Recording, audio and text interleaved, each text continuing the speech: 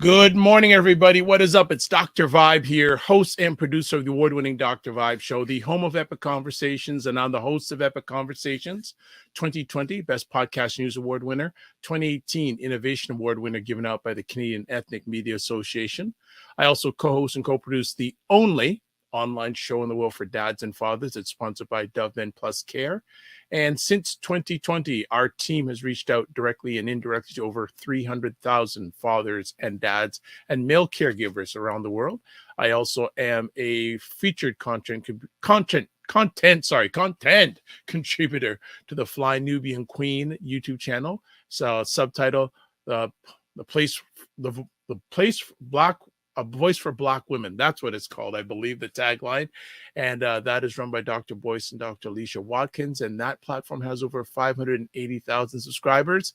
And also, I am a featured content contributor to the Indie Soup Media Television on demand network that you can see on Facebook, YouTube. There's the website address there, and also Roku. So it's quite crazy. Last week when it debuted, and there I was sitting watching myself on TV. It's kind of cool. So just want to tell everybody my combined reach now of my content, including the Good Men Project, is over 5 million individuals. So we like that. So as always, like to say, you're blessed, highly favored, a magnet for miracles and solution for someone's problem, some of their housekeeping stuff. Subscribe to the Dr. Vibe Show on YouTube and hit the notification button. Also follow and subscribe on Facebook, LinkedIn, and Instagram. As always, if you want to advertise your business, product, or service on the platform, please feel free to email me, dr.vibe at the dr.vibeshow.com. And also join our Discord chat group where we continue the conversation offline. So again, email me, dr.vibe at the dr.vibeshow.com. Little bit of an announcement here, and it relates as Wayne Harris is coming up. This Saturday, the Walnut Foundation, who's a Black men's organization who is dedicated to educating and trying to reduce something called prostate cancer, especially with Black men, is holding an event this Saturday. It's going to take place at the Durham Community Center, 115 Grassmere Avenue, Oshawa, Ontario, from 10 a.m. to 3 p.m. Now, I actually they've had two other events. Well, three. They had two at the Jamaican Canadian Association and one at Taibu Health Clinic. And I went to the most recent one at the Jamaican Canadian Association. Well attended. Very, very well attended. And got my chest done in about, let's say, 4 to 6 weeks after. Got this call from UHN, the University Health Network. I'm going, hope everything's okay. And they said, yeah, your reading is great, etc. Don't need to get a check for a few years. So Black men, especially if you're Black men over 40 years old, and also enough Black men I know who don't have a doctor, this could be the start of you turning your health around. Our monthly visit from Carolyn Nicole from Energy Shack Juice Bar. And she's going to be talking about busting belly fat. Yes, that's a very important thing for a lot of guys I know and some ladies. So I don't bring it up because my mom told me two things when it comes to ladies: never talk about their age and their weight. So I stay away from those two things. And when I say that to a lady, they say, oh, you were raised right. I go, I hope so. And they're really trying to encourage not only foreign Jamaicans, but also people to come and invest in Jamaica. So what have you seen economics-wise down there, sir? If you've had any time, I do want you to relax. Yeah. No, I always, from Sangster Airport to the hotels, I look on both sides of the road when I'm on the bus to see all the unfinished buildings that have been started and are incomplete. And I think I mentioned this before with Ray. It's very difficult for foreigners to get mortgages locally in Jamaica. So the foreigners who are coming back home, some of them, they usually go one of three places. They go to England, they go to the United States, or they go to Canada for the most part. And they have to finance these houses on their own. So if you are in the UK, Jamaica is not going to give you a mortgage. You have to make your money in the UK, get your money to Jamaica, then watch the trades build while you're here. You're here for 3 weeks, and you got to go back. They stop working, and then you go back home. You come back next year. They continue to build. So what should take 6 months could take 6 years because of all the back and forth and the lack of governance, I'll say, of the construction industry when you're not present. Mm-hmm. Mm-hmm. Yeah. You got it. That's one. The other thing is people are retiring and dying, and there's no living will, and power of attorney in Jamaica. So for those of you who have assets in foreign countries, your grandmother's home, your parents' home, and it's in a foreign country, whatever you have in the USA, Canada, and UK, that paperwork for your estate plan will not help you in Jamaica. You need to have Jamaican paperwork. Interesting. Very, very interesting. They're going to look at that paper and go, and what does that mean, Ontario? I don't even know how to spell Ontario. When you come down here. You better have something that says Falmouth, Clarendon, St. Elizabeth, or you're going to be in for a protracted legal battle. Ask Bob Marley. Yes. He's still in probate. Yep.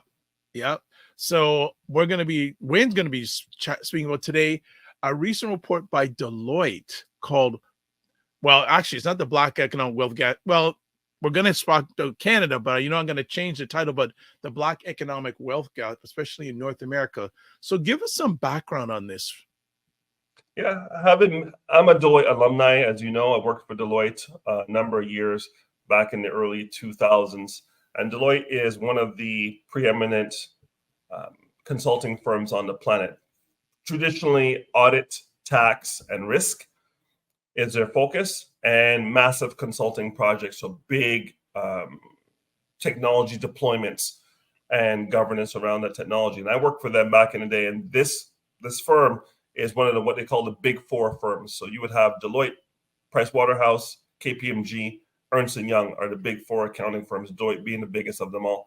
And they've come up with some very, very salient data about the Black experience within education and income in Canada and the United States. And as you know, in Canada, we are very, very hesitant to provide race-based statistics. We seem to want to shy away from it, but the Americans, they are all about it, and they will give you all the numbers. So let's get into the numbers. You can put it up on the we're going to put it up on screen, and just go through it as we're having this conversation. So there we go. Here we go. All right, and let's start. So I'm going to be, I guess, for people who are old enough, I'm going to be your Vanna White today. So Perfecto. You tell me where you want me to go to slide-wise. This is what the document looks like, family. I'll be sending a link during the conversation where you can actually look at it. You can, I think you may be able to download it, but at least I would say if you're serious about your future and Blacks, Africans, and North Americans' future, you need to watch this. Wayne, go ahead. Perfecto. Thank you. So, Dr. Vibe, if you could get rid of the banner, that is the red banner on the bottom, that will allow people to see the bottom of the I'm going to do that right now because we'll do that. Okay, so here we go. You can see that this report is like fresh off the block. It's like February 22nd, 2024. So it's less than 6 weeks old. So if you can scroll up a little bit to introduction so they can see what it's all about. All right, go the other way. Next slide. Keep going. All right, here we go. So basically, we're looking at education, employment, and income. So for the Americans who are on here today, and for the Canadians who are on here today, you want to know what your education is worth. So I have 2 kids, and we've dropped, thank goodness for a scholarship for my daughter. But what would have been $200,000 in education for undergraduate work for them to go away and go to school. Had they stayed in the GTA and gone to school, Greater Toronto area, it would have been half price. But we paid in rent and food and room and board and all those good things for them to go an hour outside of Toronto. Just an hour. Could they have commuted? They could have. But I never got the away at school experience. I did the commuter college and university thing. And the fact that they could be on campus and have friends and stay in the dorm and build those relationships, Now my son is now experiencing some of those kids getting engaged and getting married, and they're very, very tight because they spent 4 years together, studying together in the trenches, scared of their exams. So we're looking at the key drivers of the Black economic wealth gap in the United States and Canada. Now, for those who don't know the U.S. history of income disparity, there are a number of programs put in place to ensure Blacks would have to play catch up for most of their life. The first and foremost inhibitor of Black wealth would be 400 years of slavery. How about that? How about 400 years of slavery? So you can't make money. You can work, but you cannot make money. Second thing, slavery is now over. Great. So what we're going to come up with is a new institutional program for racism, and this is called Jim Crow. So we're going to do that for 100 years. Okay. Now, so 1865 to 1965, we're going to run Jim Crow, separate and unequal. And even if you're in the North, you're going to get paid less. Okay. Then we're going to bring in a few other things. How about redlining? So you can't live in certain neighborhoods and can't get mortgages in certain places. People will not sell or rent to you in certain neighborhoods. And those neighborhoods in the United States are based on the tax base. So if the tax base is strong, the schools are great. If the tax bases are weak, the schools are terrible. We're going to do that since 1965. Okay. Now let's add, we had sundown cities, but we won't get into that. But redlining and gerrymandering of the voting districts, this is a way that you can keep certain people in power. As you know, in America, you have a two-party system, red and blue, red being Republican, blue being Democrat, and they have various histories of doing things for and against the diaspora, depending on what serves them. But with all that aside, let's just look at education, employment, and income. Let's take it to the next slide, Dr. Raj.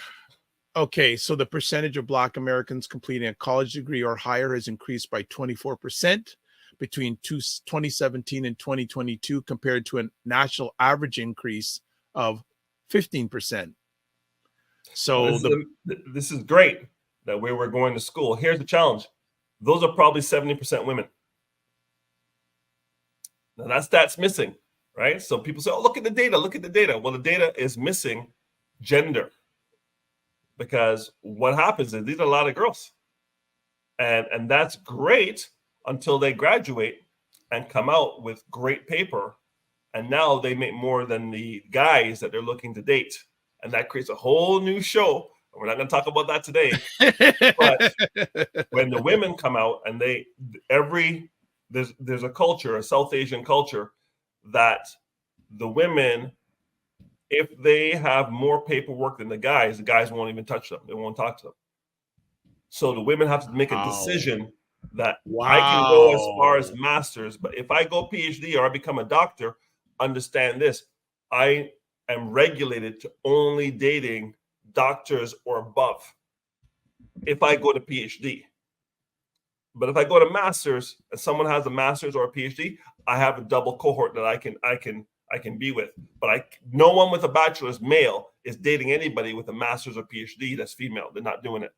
Serious. Now I'm going to ask our audience, is that true in the Black community as well? Because I would have to say, based on what I'm seeing out there, it's pretty true. The lady has doctor in front of her name. The men are going to go, yeah, I'm out, because they are not looking for that intellectual prowess on a daily basis, shall we say. But ladies and men, that's a whole other show, brother. You know where you. Well, Dr. Tachi says what you just shared is really sad. And then Roger Dundas, what's wrong with women earning more than men in a relationship? You see, we're going into that territory now. I'm okay with it. Okay. Let's go, because I'll tell you, when I first met my girlfriend, now wife, she had one of those gourmet, this is Montreal, so for the Montrealers who are out there, shout out to them. She had a hospital job, and a hospital job was on the weekend. You work 7 to 3 doing something in housekeeping or whatever, and you were making twice what anybody was making anywhere else. And she had a hospital job, and I was working at McDonald's for $5 an hour, and she was working for $10 an hour at the hospital. And honestly, the hospital was so slack that you get paid for 7.5 hours, but you really worked about 2 or 3. It was probably the biggest line for anybody, and you made really, really good money. How did you know someone had a hospital job in Montreal in the 80s? When we went to the club, they had a leather jacket. That's how we knew, because I couldn't afford one, bro. They had one. So when she was making that money, I felt away, because I'm making $5 an hour. So I had 2 jobs, working for the city of Montreal. Shout out to the city of Montreal Parks and Rec. And I was working there, and I was working at McDonald's. And she was still making more money than me. I felt away. And then finally, when I got to a point where we started having children and she slowed down with the work, I went supernova with my income. My manhood came back. My chest started to grow back. I don't know, it's just me. My father never told me that. My mother never told me that. It's just something that I felt it was really off-putting for me to know that she had a car and I was taking the bus. I felt less of a guy at the time, and I was 19 at the time. So let's put it in context, right? I'm fully grown now, and if she made more money than me, I'd be like Hercules, because I'm like, go make that money, mama. But that's how I felt. I felt like my masculinity was being challenged, Roger. U.S. unemployment.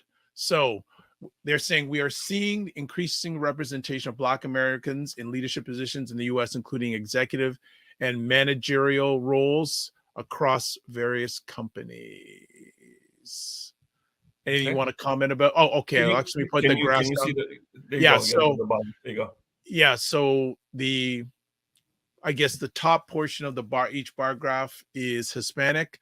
Next down to that is Asian.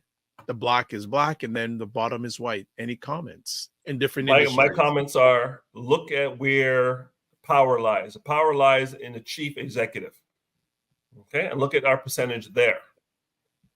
Look at the support. So there's something called line and staff. If you remember managerial, industrial relations 101, line is a function of the business. So the finance is a function, IT is a function, research is a function, engineering is a function, human resources is a function, but it's a function that supports all other functions. So it's called staff, line and staff. We excel at staff, but staff has no power. Staff is there to serve the function, line and staff. So you want to be a line manager, preferably to a staff manager, because a staff manager needs a line manager to give them the mandate, because you're supporting the line. So look at our numbers in staff. Human resources, big numbers. Look at education, administration, big numbers. We're in healthcare. I'm going to assume that's a lot of nurses and PSWs and all the other things that we're doing in that space. Look at property and real estate and so forth. Numbers are small. So you can see where we're going. We're going to the path of least resistance. If you look at HR is predominantly at the lower rankings, female, but at the very top, male. Very interesting. And I saw that across Canada. Everybody at the front line was female, female, female, female. And then when I get to the top, I meet the HR VP, a guy. Because the seat at the table is a top position in HR. DEI. Well, you're reading my mind. I'm glad you're going into this. Right. So DEI and what's happened in the last 4 years since George Floyd has expanded our presence in HR. Now, you know what's going on in the United States with affirmative action being challenged. And there was a lot of us who, I don't know if we benefited from it, because the meritocracy is if you're good, you're good. And if you're not, you're not. And I don't know of any positions that I got, save one when I worked at the Bank of Canada as a co-op. There was a box there that said, if you're Black or Indigenous, check here. And I checked Black. And when I walked into that place, I was the only brother in the room. And that was 1987 that I did that. Other than that, it was my resume. Nobody had pictures on LinkedIn. You didn't know I was Black until I showed up, right? Yeah. So you can see the numbers are higher in education, healthcare, human resources. It's kind of where we roll. You know, it's interesting. 2 points. I know enough African or Black women that got jobs a few years ago in DEI that don't have them anymore. Correct. Right. I know someone, I won't give the person's name. She took a job, it's about a year and a half ago, and she's very good at HR, DEI stuff at Wal. Okay, I guess I've said it out to her. But I won't say the company again, at a major company, one of the top 10 in Canada, especially retail wise. And she left in 6 months. Oh, yeah. Because go ahead. What you learn, Dr. Vibe, is there's title, and there's power. And there's a gap between the two. So people have big titles, even big salaries, but no power because the mandate comes from the chief executive officer. And if they don't buy in and they don't sponsor it, there's a little bit of ticky boxes that are being checked off. Yeah. And then there's real work that needs to be done. Most people are just saying my bonus is tied to the ticky box, not to actual effective programs. And you'll see people with the window dressing of DEI, but you won't see any mandate behind it. Okay, this slide here. So United States education, despite gains in education and employment, Black Americans still trail other racialized groups in terms of average earnings across all levels of education. So in this graph, yeah, you can see the black line is very bold and it's at the bottom at all levels, with not in high school. You can see that the white, not a high school graduate, is almost equal to the some college or associate degree Black individual. That's got to be disheartening. And then if you look at an advanced degree for a Black person, they're making the same money as somebody who has no high school diploma who's white. Think about that. If that doesn't disturb you, I mean, Americans, if you're on this call, please pipe in, because I'm looking at these numbers, and the far right advanced degree is somewhere between $50,000 and $70,000, and I look at the white person who has no high school, and they're almost at $30,000 with a high school, but with just an associate degree, they're pulling up on $45,000 a year. Yeah, with an associate degree. Yep. Okay. Yep. So we're doing okay, but we're at 50 G's. We're at 50 G's to compared to their 50,000. They're in 2021, and we're right there. Yeah, that's got to be disheartening. Yeah, that was one of the slides that sort of made me just shake my head when I saw it. It was really disheartening. So let's move on further. Oh, even better. United States. So household net worth in U.S. remains unbalanced. I love that word, unbalanced among population groups. In 2021, the median net worth of Black households was $24,000 compared to the national average of $166,900. The variance reflects stark differences in wealth accumulation from income, home equity, and other investments, which is carried over generations. So let me just move this down. Okay. So again, talk about it, Wayne. Listen, the bottom line is this. If you couldn't own anything, you're supposed to get 40 acres and a mule. If you have 40 acres and a mule in some of the best states in terms of agriculture in the United States, and you had that since 1865, that would be worth tens of thousands, if not hundreds of thousands of dollars, because people would have consolidated the land together and grown together cooperatively, right? But they were under a little bit of pressure, a little something called the Ku Klux Klan, maybe, a little bit something called no reparations, and these people are starting from literally zero for 100 years. So look at the net worth for Asians who, again, they've been here for a while. They helped build the railroads in the West, and they also, they had tax and they got reparations for that. If you look at white, again, they've been here from time doing their thing, right? Then you look at Hispanic, who have also been exploited. But last I checked, every Hispanic in the United States knows where they came from in Latin America. They're Mexican, they're Guatemalan, they're Ecuadorian, they're Bolivian, they're Colombian. They know. And they can get on a boat or get on a plane and they can go back to where they came from once they have the appropriate paperwork. So yes, they have been exploited as well. The Chinese have been exploited, but the Chinese knows where they come from in China.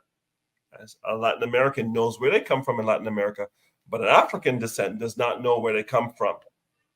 And one of the things that we have to look at in these stats is, are these American Black? Or are these African Black? Or are these West Indian Black? Yeah, we need to dig deeper, because I think the outcomes for those three groups are very, very different. Yeah, absolutely. Okay. So Dr. Tachi says, shame. It also says that if you're non-melanated, all you have to be is mediocre. Now tell me the system is not set up for failure for people of color. The non-melanated, great point. The non-melanated have something called advocacy. I was by the pool yesterday and I met a young lady from Delaware. And I asked a question: whenever I see Black folks around here, if you can afford to be at this resort at this time of year, right, you're doing okay. So if you're doing okay, I want to know what you do. That's just me. I said, so how is it for you where you're from? They tell me where they're from: Texas, Tennessee, Atlanta, wherever. And I have yet to hear anybody say to me, it's amazing. We've turned the corner. We're in a post-racial society. Anything that I do or don't do is based on my own efforts and my own merit, and everything is equal and fair. I've been here a couple of days. I've yet to hear it. I've met engineers. I've met program managers. So as a project manager of project managers, she was working in this company 17 years. She's an AVP, and she is trying to get to VP, and she is pushing on this glass ceiling, and they won't let her in. I said, how is it possible for you not to be a VP after 17 years in this company? Your track record is beyond reproach. And she told me, well, I had some advocacy, and all those people who were above me, who were advocating for me, got dismissed summarily in the last 18 months. Bye. And now it's a brand new group of people. Yep. And those people are bringing in their people. Yep. And I went, wow. I said, so the new people are not giving you any grace for everything you did before they got there, and bringing in their own people and bringing them in at the level you aspire to. Yep. Okay, so now on the surface, looks like racism, right? Looks like racism. Then I said to her, who's your mentor at the company? Because you had a compelling event 18 months ago. Nothing you can do about that. Who's your mentor? She goes, I don't have one. I said, okay, if you don't have a mentor, who's your sponsor? She goes, I don't have one. I said, so what you're saying to me is you want to go to the club, and the people who hold the tickets to get into the club, you have no relationship with them. She goes, yeah. I said, what courses have you taken on understanding the perspective of vice presidents and above? I said, I think you have a great understanding of your level and below, but what do you understand about the key performance indicators of what it takes to be at the higher level? Yeah. I said to her, 80% of what you do as an AVP is irrelevant at VP. Has someone told you what the 80% for VP is? And are you doing projects that help you show that muscle? And her response to me was no. I said, who is your executive coach? She goes, they haven't provided me with one. I said, no. This is not their job to provide you with her job. It's your job to go and find somebody to give you what you need. Now, again, is it fair? It is not fair. I'm sure there are people in the company who have mentors, who have sponsors, and who have informal or formal executive coaching. But this is a very intelligent lady. Absolutely. I'm sitting at the pool. She got her two sons there. They've been private school educated. One is going to university in the fall, and they've done everything right. But then I listen to her and I go, she doesn't understand the assignment. let's move to the state in Canada, according to this, right? The Black economic wealth gap in Canada. So here we go. Education. So our first slide says education attainment trends show an uptick in the number of Black students enrolled in undergraduate and master's degrees programs in Canada, which has surpassed other racialized groups according to the latest census. Anything you want to say there? You know what? Drake had a song, starting from the bottom. Now we're here. So we're going to have increase in numbers because we had very low numbers to begin with. So the percentage increase is going to be greater for us because everybody else has already understood the assignment. We're just starting to understand the assignment, so our numbers are going to grow faster. Right? Now, again, if you are Canadian African, Canadian Black, and Roger's talking about we're Africans. True, we're all Africans. There's some people down there. I'm watching this movement with the Indigenous movement where people are saying there were Indigenous Blacks here, and a lot of the Indigenous people in South America and Central America were of African descent because Mansa Musa's brother came across many, many years ago, and the Olmechans and all the faces in the stone are Black faces. They look like you and me, Dr. Vibe. They don't look like anybody else. And there's that whole movement there, but there's still no debating the fact that there was a massive transatlantic slave trade, and the majority of us are going to have that blood in us. So it's true. I think Black as a social contract should be done away with, and we're African. If an Italian moves to New York, do they say they're New Yorker or do they say they're Italian? Italian. Exactly. If a German moves to LA, do they say they are white or do they say they're German? German. Exactly. So the boundaries that you came from should be how you identify yourself. Because when I tell people here in Jamaica that I'm Canadian, they're all afraid to ask the next question. But where are your parents from? Yeah. Where are your grandparents from? Right? Yeah. Anyway, let's take a look. So we are going to school, and this is good. But let me tell the family, school is great. More school rather than less school gives you a shot. But let me tell you, not since I got into the business of cybersecurity back in the day, and I saw the advent of the internet, have I seen a disruptive force like this little thing called artificial intelligence. And I know Dr. Tachi, this is her jam. So I'm going to leave that alone. But let me tell you, if we, people who look like us, do not embrace this tool and learn how to leverage it and contextualize it for our own gain, anything that we gained in the last 10, 15 years will be lost in the next 5 to 15. AI is that important to understanding it and learning how to use those tools to move faster. Game changer. It's a game changer. No, it's a generation. It's a generational game changer. A generational disruptor. Yes. Okay. Agreed. This is like the invention of the car and the wheel and flight. Okay. This is something that I don't want to hear 20 years from now when you and I are, just rocking on our porch and we're old men, and someone say, we're not grumpy old men though. I plan to be the crutchiest old man ever. I can't wait. I can't wait to go and be a crutchy old man and go to Shoppers Drug Mart and say, "Where's my senior discount?" Listen, I want discounts at every restaurant for seniors. I want senior day movies prices. I want everything senior when I get there, and I'm going to make sure it happens. But I want our people to understand this. AI is not something you can dismiss. No. AI is something that's going to be foundational to what knowledge means. Because being able to regurgitate what AI can do and memorizing what AI can already do in 15 seconds that can take you 2 hours is not valuable. It's the leveraging and the adaptation of the AI that's going to make it valuable. And if people don't understand that from our community, and by the way, all the prompting in AI, you're only as smart as the prompts. If you don't know how to prompt, you don't know how to get the value up. But if you are not putting diasporic prompts into AI, AI will not learn about the diaspora and will be left behind. All right. So let's move on the slide. can't keep on going. Canada employment. Black individuals account for 4.3% of the Canadian labor force in 2023 across industries. We see increasing representation in the number of Black employees. However, as you mentioned earlier, in America, at the managerial level, the number of Black individuals in those roles still lag behind other racial groups. 100%.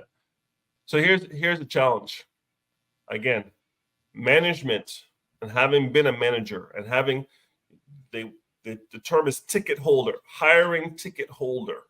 So you can have a title, but if you don't have the ability to hire people, you don't have a hiring ticket, you can say, Wayne said you're hired. If you can't do that, you're not really a manager. You have a title, but if somebody else has to defer that ticket, you don't really have any power. So take a look at the numbers. Management occupations, 2%. Professional, scientific, and technical, was that 3%? 3.1. Finance and insurance, we're doing okay over there, right? I'm working on it. And then education, what we got? 3.1. All right, and then we have health and social assistance, 6.8, which is the biggest one, and then natural and applied sciences and related occupations, 3.5%. Right. So here's what the math is telling you. Again, there are objective subjects and there are subjective subjects. So science is objective. 2 + 2 is 4. Whether you're Black, you're white, you're Asian, you're Hispanic, Latino, whatever you want to call it, 2 + 2 is 4. So in those objective fields, that's where South Asians and Asians have cracked the code. They understand the assignment. If I go into those fields, they don't care if I'm brown. If I can do open heart surgery, you're going to use me. They don't care if I'm Asian. If I can sew back on your leg and save all the nerves, you will hire me. So we have to go into those fields, and our parents did that. My mother was a nurse, right? My father worked in the hospital. Why? Because you have nice union watching your back. Absolutely. Which you needed and probably still need to this day.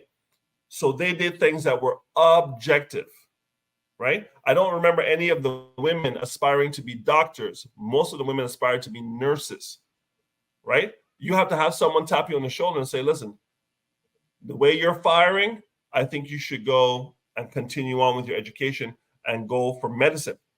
Now, maybe some people got a tap on the shoulder, but again, who's tapping you on the shoulder? 9 out of 10 times, the person doesn't look like you. They have to believe in you. My mother got tapped on the shoulder. She was a domestic working in a doctor's home in the best area code in Montreal. And the doctor saw her reading his medical books while she was dusting and said, "You're interested in medicine?" She goes, "I would like to be a nurse."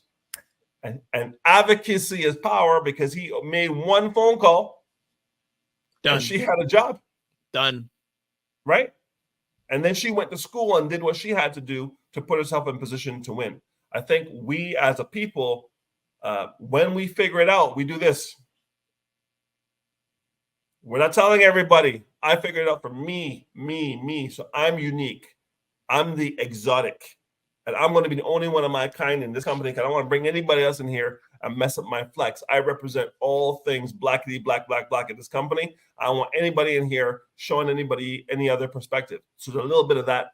Earnings by education. Despite gains in education, disparities still exist across racialized groups in terms of average earnings. So here we go. Yeah, so look at the categories. Not a high school graduate. The average is 26 grand. Listen, you cannot live in Toronto.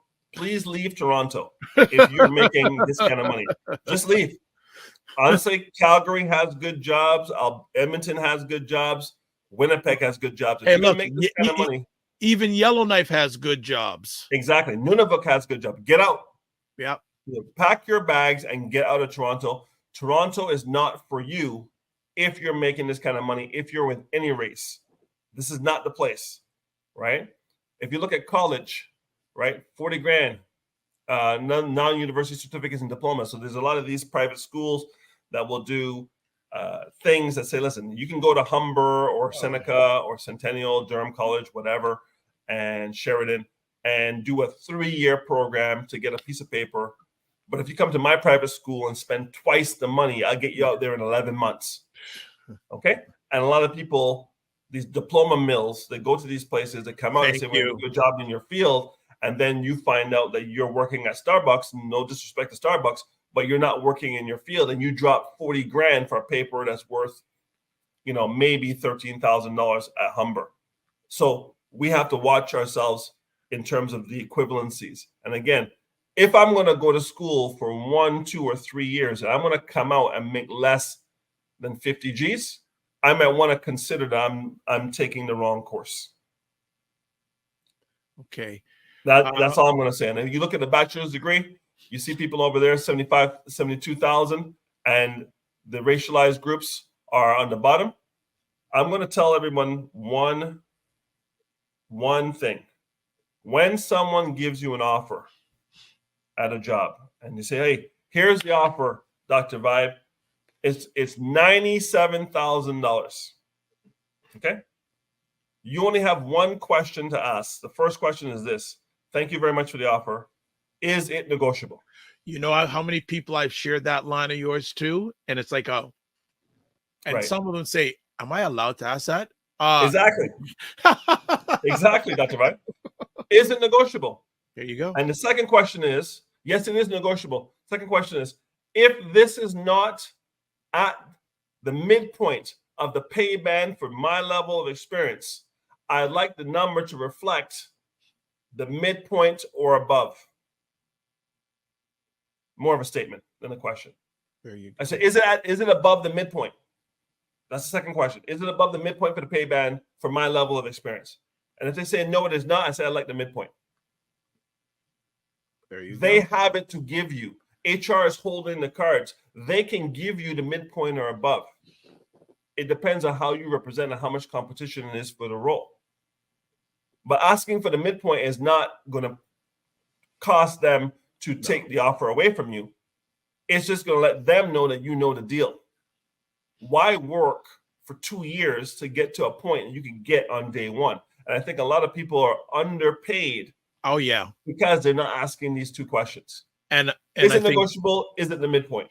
And I also will add on to that. It's not only in the area of the job workplace, also if you're an entrepreneur bidding on something. Sure. You got to know the power, man. More and more, I think there needs to be a webinar or course on the power of negotiation, how to negotiate. So many entrepreneurs that I encounter, that is a black hole. Sign me up, Dr. Vibe. That's my game. I love it. Well, we'll talk offline about that because I'd like to invite us. I'm amplifying about. We got to talk offline. There's some interesting opportunities I'd like to put and see even if they're virtual. I think there's some things that I know you'd provide great added value. So we'll continue on. And Dr. Tati says those are great questions. FitNets IQ says, how come Deloitte didn't put anything about trades? Yeah, great question. I think that Deloitte only hires, until I got there, people with university degrees. I kind of broke the mold where I was punching above my weight class. But this is strictly for the traditional path. Let me tell you, skilled trades to our people is probably the biggest opportunity since the ending of slavery. That's how monumental it is for us to go into skilled trade. The money is so fantastic. The work is hard. The work is hard. I'm not gonna lie. Absolutely. But you know what? I know people who've had cancer and ulcers because they work in toxic environments in offices. Yeah. And I know people who work on the street doing cement work, asphalt work, and whatnot, who also have toxic boxes. But these people can do things on the weekend for cash to change their life. I've yet to meet, maybe financially, from a financial investment point of view, they're not very mature. But from a real estate perspective, these skilled trade folks do work. Imagine if you had a SWAT team of people you could trust. You could buy a house together cash, because if there's 10 of you and the house costs $250,000, you put $25,000 in each, or you put $50,000 in each, and the house is $500,000. Now you're buying the house $500,000. There is no mortgage, so no bank is involved.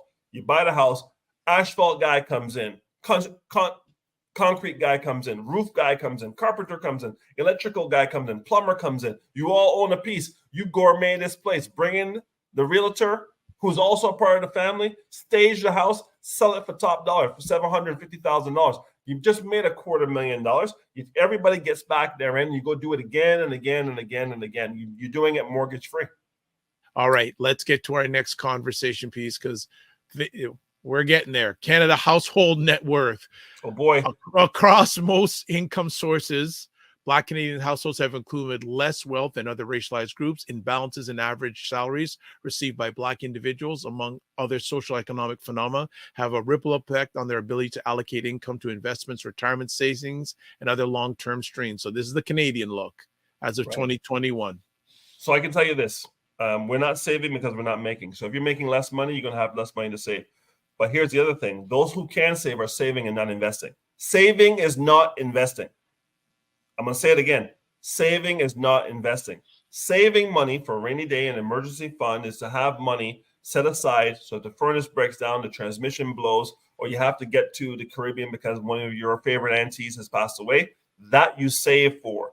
But your money needs to make money on the money, and that's investing. And we need to start investing. I'm not saying all your money needs to go into investing because it may not be there because the markets move up and down. But there's an allocation that we can put 10, 15% towards saving. And 80% of that money needs to be running like Taco Bell for the border. It needs to be moving. And most people are super conservative in their investing stance because they don't want to lose money. I don't want to lose money. I don't want to lose money. Well, there's ways to not lose money, and there's ways to avoid, not evade, avoid taxes on the transfer of the estate. The largest wealth transfer in the history of the modern world is happening right now. Yep. My father passed last year. I've seen just the other day, on Facebook the other day, another 3 guys are gone. Listen, the baby boomers, I'm not a boomer, I'm an X, but the boomers, the top end of the boomers are going through. They're now 74, 75 years old. They're coming through. In the next 10 years, trillions of dollars are going to transfer. If that money, if you don't know what you're doing, that money is going to get taxed. And Trudeau is looking like this. You guys don't know. He's going to take the money. Or you can have someone, I'm not going to name any names. I'll name one, Wayne Harris, and he can help you avoid unnecessary taxes and unnecessary delay in that transfer of wealth. Some of you out there have pensions, and the pension says, well, listen, if you have a spouse, the pension will transfer to the spouse. Well, is the pension transferring 100% or only 50% to the spouse? What if you don't have a spouse? Where does the pension go after you die? It goes to the kids, does it? And what if the kids are over 25? What if you don't have kids?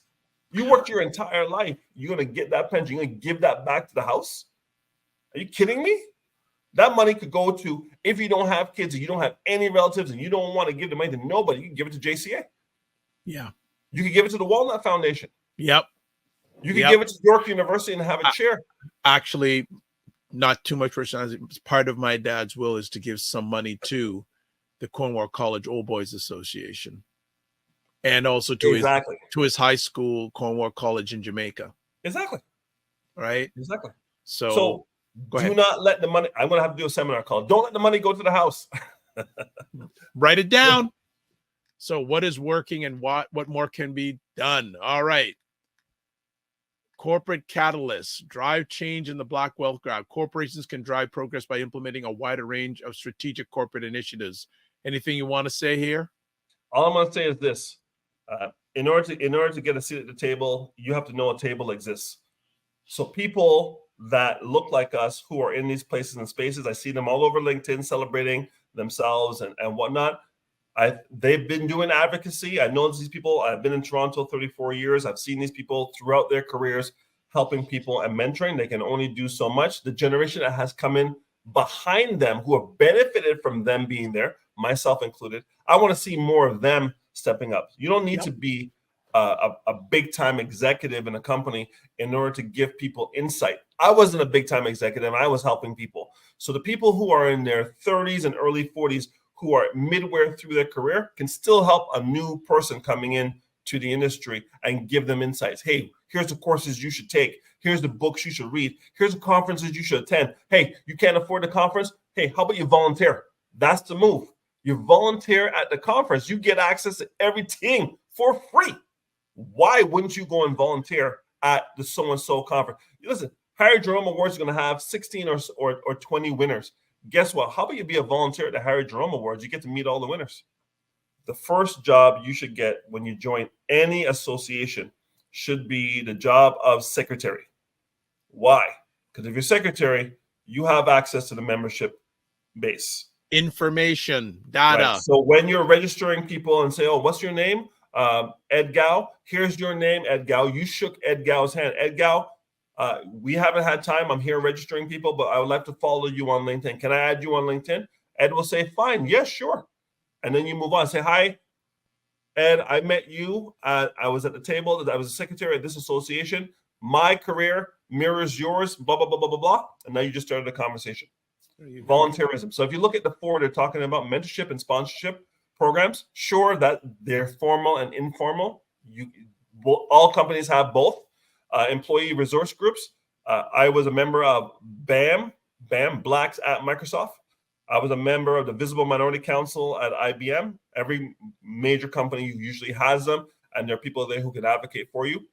Diversity and anti-bias training. This is evolving and changing as DEI takes its lumps, and we knew it would. It was just a matter of time. The echo of George Floyd is getting softer and softer, and as the echo moves along, those who didn't put real bones into the business of DEI are going to fade to black. We'll see what the Black North Initiative can do to keep that alive. Is yet to be seen. Supplier diversity initiatives. This is a lot in the United States. They have minority business groups, and they have to have procurement through those groups. Canada has that too for the indigenous. I do not know if they have it for people of African descent, but I know they have it for the indigenous, and maybe we should be at the forefront in helping people like Michael Couteau and those who represent us at the federal level and the provincial level. We have provincial representatives and local level. And local level, especially the local, especially at the local. Listen, if you can cut grass at City Hall, you can cut grass at City Hall and get paid. Breaking barriers, diversifying corporate leadership for economic equality. So these are suggestions for the corporate world. Anything? No, listen. The bottom line is corporations have two mandates. Mandate number one, make a profit. Mandate number two, increase shareholder value. If you don't help them do those two things, being blackity black will not help you. So we need to understand the assignment of the corporation. Profits and increase shareholder value. All the other things they talk about are if those first two things are taken care of. Exactly. Okay? So we need to position ourselves to win. And in order to do that, we need to come to the table with certain skills. What's missing in the Black community overall is the ingredients are there, but the recipe is not. And the recipe comes just like it came for your grandmother on how to make that ham, or how to make that oxtail, or how to make that sweetbread. Those are the recipes. You have the ingredients, you have the DNA. Now we need the recipes. The recipes come from people who have made what you're trying to make already. So if the blind can't be leading the blind, but those who can see have to see that you're not going to be, and I'll say it again, listen to me, I'm Bajan, so listen clearly. You don't want to be an ask hole. Asking a bag of questions, and when I see you the next time around, you're still exactly where we were the last time, because you didn't do anything of what I told you you need to do in order to get yourself to the next level. Because your reward when you're being mentored by me or someone who has mentored me is your reward is another series of tasks. And you go out and do those tasks, and you come back, you report on those tasks, what worked, what didn't work, what could be better, and we give you another series of tasks. If you're not looking to grow, I'm not your guy, because you will you will not be able to frustrate me, because all of a sudden you say, ghosts, what happened to Wayne? I can't get on his calendar. anytime I book him, he cancels and says we need to reschedule, and all of a sudden you'll fade to black because you're wasting not just my time, you're wasting my life. Not only that, they're wasting their time and they don't even realize it. All right, let's finish up, Dr. Vibe. Yep. Okay, let's get it run through ways to draw economic. And this is a whole. We need to speak another time about this ways of empowering Black entrepreneurs. So they show you all the entities that are there. So there's the Canadian Black Entrepreneurship Program, Black Opportunity Fund, run by some friends of mine. It's fantastic. Keep going. Then we have Black North Initiative, West Hall, and Black and Professional Association, BPA, and so on. So here we go. It's more than so. There we go. All right, family. Now that's what you got to appreciate. A gentleman, him and his dear wife, they're enjoying Montego Bay, Jamaica. And he makes, I says, the first thing I did, I had to get my Wi-Fi right. All right. So let's wind it all up here. So let's get some things going here. We got, as always, please subscribe to the Dr. Vibe Show on YouTube and hit the notification button. Also follow the Dr. Vibe Show on Facebook, LinkedIn, and Instagram. To advertise your business, product, or service on the platform, please email me dr.vibe at the VIBESHOW.com. And then join the Morning Vibe Discord group. Please email me dr.vibe at the VIBESHOW.com. Remember, you can catch replays on a number of places, but big up to Indie Soup Media TV. There's the platform, Facebook, YouTube, and Roku.